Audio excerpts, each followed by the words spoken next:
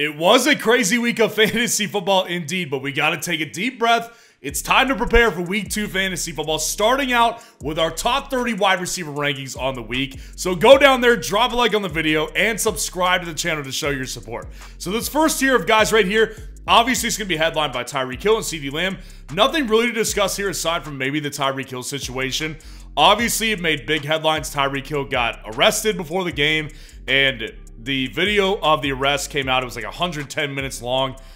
Tyreek Hill, ultimately, I don't see him missing this game. It's on Thursday night. I think it's too quick of a turnaround for any sort of action to be taken against him, if anything at all, based on what I saw in the video. So Tyreek Hill, I think he should be fine against the Buffalo Bills, and obviously, they're both two high upside players. Cooper Kupp is now tier 1. With the Puka Nacua injury, that's kind of just the tip of the iceberg. If you actually look at what he did, Cooper Kupp had 21 targets in week 1 versus the Detroit Lions.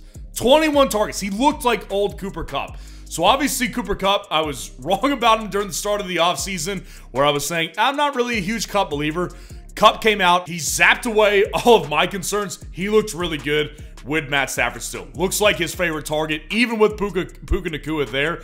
And obviously without Puka Nacua there, is going to be really high upside. And in this week against Arizona, this was obviously a soft defensive backfield that Josh Allen was able to exploit.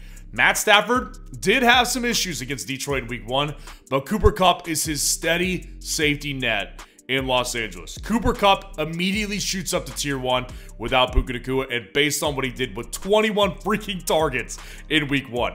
Driving down to our next tier right here, headlined by A.J. Brown and Jamar Chase. Now, A.J. Brown taking on the Atlanta Falcons. Look, this matchup, I like it already. Like, I don't think the Atlanta Falcons defense is particularly strong.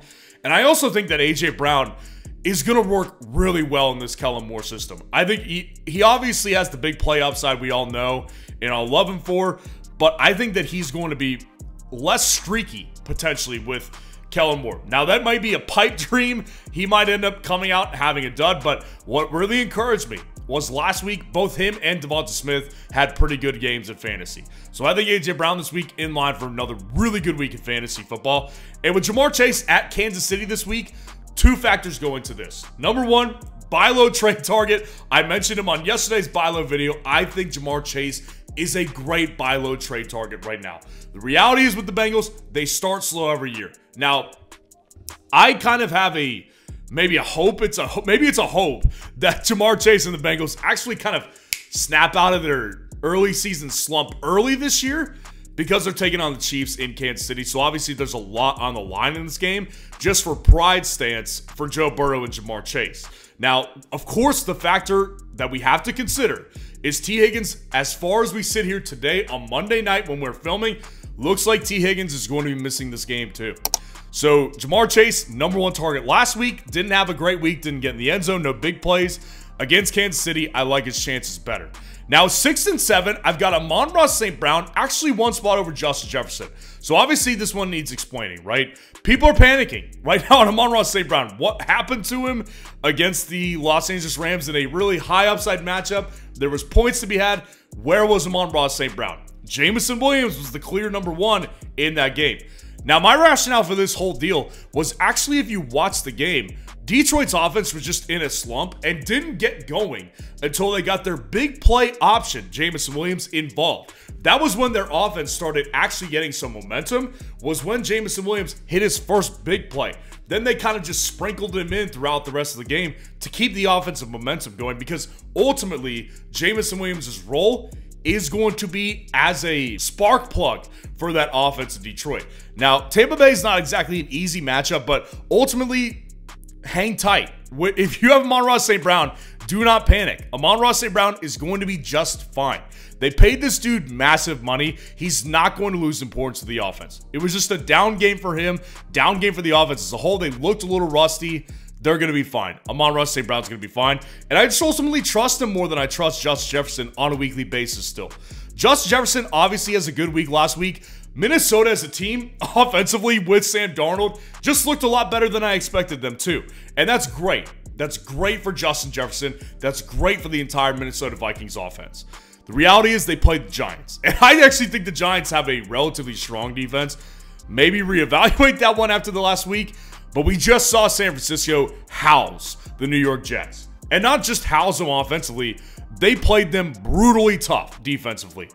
So I just don't think that this is going to be some cakewalk for Sam Darnold and the Vikings this week. And I do think that based on Sam Darnold being on the 49ers last year, they know his tendencies, they know his games, so they'll be able to thwart a lot more stuff easier than the Giants could in week 1. So that's what ultimately makes me a little bit more weary on Justin Jefferson this week in week 2 fantasy football. Now, dropping down to our next tier right here, I've got Garrett Wilson at 8, one spot over Rashee Rice. Yes, that's right. He belongs inside the top 10. Now, with Garrett Wilson, obviously, like, his stat line wasn't tremendous against the San Francisco 49ers last night. But, of course, what we saw is 11 targets. And that's exactly what we can expect from Garrett Wilson on a weekly basis. I don't care who they play. Now, again, it just needs to be factored in that the reason he didn't cross 10 fantasy points in a half PPR format was because he was playing the 49ers and they got boat raced in that game. Defensively, they were totally outnumbered. Their offense couldn't match the physicality. Tennessee, I trust them a lot better to match the physicality of Tennessee's defense. Now, I will say, Tennessee's defense looked decently strong against the Bears. Probably because of rookie quarterback play, but Garrett Wilson this week against the Tennessee Titans, I think has a better week in Tennessee. And then Rashee Rice, this is where he belongs. Rashee Rice is a top 10 to top 15 guy in fantasy football. Wide receiver 1 by a mile in Kansas City. Number 1 target by a mile in Kansas City. Against the Cincinnati Bengals, where this game has potential for fireworks, I want in on Rashee Rice without question. I just don't have issues. Like, Rashee Rice was so clearly the guy for Patrick Mahomes. This is a guy who is going to have big games. Like, obviously, he didn't get in the end zone. He didn't have a massive, like, big play. He's just really consistent over the middle of the field, and he's their middle of the field target, and will get goal line opportunities, or will hit a big play, and I don't want to miss out on him when he does. So Rashee Rice, top 10 for sure. And then with Nico Collins at number 10. I think Nico Collins proved it, kind of what I've been saying all offseason. Nico's the number 1 in Houston. He's the number 1. He had 8 targets, Tank Dell had 7, Stephon Diggs at 6. I think that's kind of the pecking order we'll see. They paid Nico Collins big money for a reason. They want him to be their number 1. He's obviously a really good player with a quarterback that's really good. There's a reason Vegas Insider had him projected to be the number 2 leading passer this year, behind only Patrick Mahomes. It's because matchup doesn't matter. So against the Bears this week, yeah, theoretically tough matchup, but it doesn't matter when you have Mahomes. Obviously, CJ Stroud's not Mahomes, but again, he's projected to be 2nd leading passer this year for a reason. That's because he's really good and matchups really don't matter. So when I look at his line on Underdog being 66.5 reception yards, I'm hitting the over. I'm hitting the over on this because he's the most important target for CJ Stroud.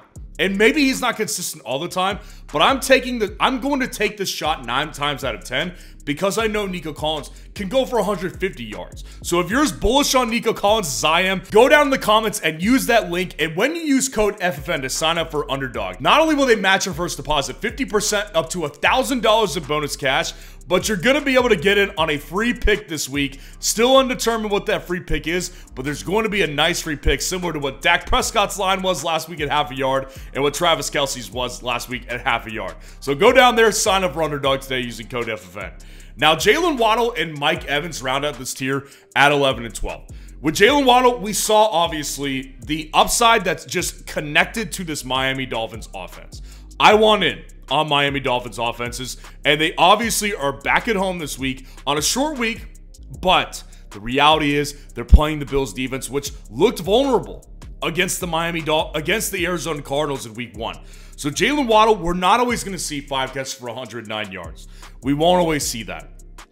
But just based on how I rank these guys, I want to take a guy with this kind of upside in a matchup that I do think has potential to be a decent scoring matchup.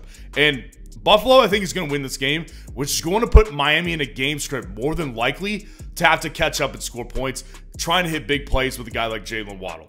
Now, with Mike Evans at 12, he just keeps proving everybody wrong, including myself to a certain extent. At the Detroit Lions this week with Mike Evans, maybe a little bit of a tougher matchup, but it doesn't matter. It doesn't matter with Mike Evans here. He's made touchdowns as consistent as touchdowns can be, and he only had 6 targets last week. He just works really well with Baker Mayfield. He works with Baker Mayfield. So no fear with Mike Evans whatsoever. He's really locked and loaded in top 12 territory at this point in time. Now dropping down to our next tier right here. Deebo Samuel and Devonta Smith start out this first tier. Now with Deebo Samuel at Minnesota, it kind of just became clear to everybody watching that game on Monday night against the Jets that he is definitely their #1 option without Christian McCaffrey. It's not George Kittle, and it's not Brandon Ayuk. Now, with Brandon Ayuk, it's kind of cheap to say that because obviously he missed a lot of practice time, so it's like theoretically he'll be more involved in the next coming weeks as he continues to mesh with the offensive system again. Deebo Samuel, though, like, I would just never want to rank him too low at this point because when McCaffrey's not there, the reality is they probably need Deebo more than ever because he's going to get more rushing attempts, as we saw Monday night. He's going to get his targets that he always gets. So Deebo Samuel had 17 opportunities, 8 on the ground, and 9 through targets. I expect to see more of a similar stat line this week against the Minnesota Vikings. And then with Devonta Smith, I really just believe is going to be really consistent this year in fantasy. And I really love the fit with Kellen Moore's offensive system. I love the fit. He was used a lot over the middle of the field, and A.J. Brown was kind of a perimeter guy. Now, A.J. Brown, of course, goes over the middle too, but Devonta Smith is super consistent, and against Atlanta's second corner, I really like the matchup this week more than I like DJ Moore this week. DJ Moore at 15, I'm worried about DJ Moore to a certain extent because Houston's obviously going to be another tough matchup. Like, Tennessee ended up being a pretty decent defensive play, but was it because Caleb Williams just is going through some growing pains right now? Both could be true at once for sure. Now, the problem that I saw with DJ Moore this week when I was watching that game back is that DJ Moore just simply did not look, Caleb didn't look very comfortable with DJ Moore. He looked more comfortable with Keenan Allen, and there was a reason why Keenan Allen led the team in targets on Sunday. DJ Moore only had 8 targets, and that's not a low number, but Keenan Allen had 11 targets. So with DJ Moore, I ultimately just believe in the talent. I think he'll be a good play in fantasy football, but this week against the Texans, when he's going up against Derek Stingley, less confident that Caleb Williams gets him the ball as much as he probably should, which is why he's probably going to drop a little bit lower the next several weeks in these rankings. Davante Adams is 16 and Chris Olave at 17. Now with Davante Adams here, he's just a guy I've been trying to warn people on. I'm not trying to come off as cocky right now. I really am not. Davante Adams, just this situation's ugly. It's an ugly situation. In Baltimore this week, that's already a tough matchup. You add on top of the fact this offense is out of sorts with Gardner Minshew and this lack of running efficiency that they can get. The offensive line isn't good enough to provide that kind of upside. And Davante Adams wants out. He wants out. Like, there's already trade talks happening with Davante Adams right now. So Davante Adams, I think ultimately is never going to be a bad play because he's going to provide you the steady target share he's going to get, and he's still a good player. But Davante Adams is not viewed as more than a mid-tier wide receiver 2 for me personally. And then with Chris Olave here, I'm ultimately not super high on Olave, but don't sell him high. Olave's going to be fine. This week against Dallas, it could be the bounce back. Now, I do want to say they were really good at shutting down Amari Cooper last week. That's probably because Deshaun Watson sucks. I'm not wild on Derek Carr, but he's better than Deshaun Watson. So I ultimately think Chris Olave is going to be better than Amari Cooper was against the Dallas Cowboys. But Chris Olave, I will say, hang tight with him. He's going to be fine in fantasy. But I ultimately do think that his ceiling probably just isn't as high. Now, dropping down to our next tier right here. Stephon Diggs and Tank Dell are at 18 and 19. And I just want to say it, they're not here because I think they're both going to finish inside the top 20. They're both here because when I rank players out, I'm looking for guys that I would play myself. So if you have Stephon Diggs and Tank Dell on the same team, it's not, I wouldn't say you can't do it, but I wouldn't shoot for playing both these guys this week. Now, if I had one or the other, I would play them over guys that we're going to go through, like Marvin Harrison Jr., Michael Pittman, Malik Neighbors, Drake London. I would play both those guys over all those guys because, again, the offensive situation is just perfect in Houston for them to succeed. It's literally a perfect situation. It could not get better. They're both going to be efficient to the point, where they're going to be involved in fantasy. Tank Dell out-targeted Stephon Diggs, but Diggs got in the end zone. So they're both going to be really good fantasy options here against the Chicago Bears, and the only reason they're probably not ranked higher is because of the Bears matchup here. Marvin Harrison Jr. at 20 and Michael Pittman Jr. at 21. Obviously, two massively disappointing weeks in week 1 fantasy football. Again, don't overreact to these guys too much. Now, obviously, they both dropped in my rankings this week. I felt comfortable dropping them because with Marvin Harrison Jr., it wasn't just that he wasn't the wide receiver 1, it was that he was barely involved at all. Now, against the Los Angeles Rams this week, I also don't love that it's a divisional matchup. That always poses for a problem when we actually get into the depths of fantasy football. Divisional matchups are hard to predict. Now, my argument I made on the buy low video is that you cannot convince me that season long, Marvin Harrison Jr. is not the wide receiver 1. It will not be Greg Dortch. It just will not be. So I think that this could easily be the week where we see more opportunities for Marvin, but just based on what he did and what his involvement was last week, I'm going to have him here at 20. And then with Michael Pittman Jr., really this is a problem with Anthony Richardson. Anthony Richardson completed 9 passes out of 19 throws in week 1 and had over 200 yards. Obviously insanely efficient because he's got a great offensive coach with Shane Steichen. But man, only completing 9 balls is really bad. So his ceiling just isn't very high. Against the Packers this week, I want to believe in it because honestly, the Packers defense is soft. I was right about that, I think. But man, Anthony Richardson scares me. He scares me, and that's why I had to lower Michael Pittman Jr. this week because I just ultimately don't think his upside is as high as I once thought it was. Now, Malik Nabers at 22 and Drake London at 23 round this tier out. Yeah, I know. It's going to suck for Drake London people, and we'll get to him in a minute. With Malik Nabers at Washington, I want to believe the matchup is better. Washington just got crushed by Tampa Bay and Baker Mayfield and company. I think that this is a better week for Malik Nabers, just based on matchup against the Commanders here. They had a tougher go against the Minnesota Vikings. That defense is very underrated. I highlighted that last week.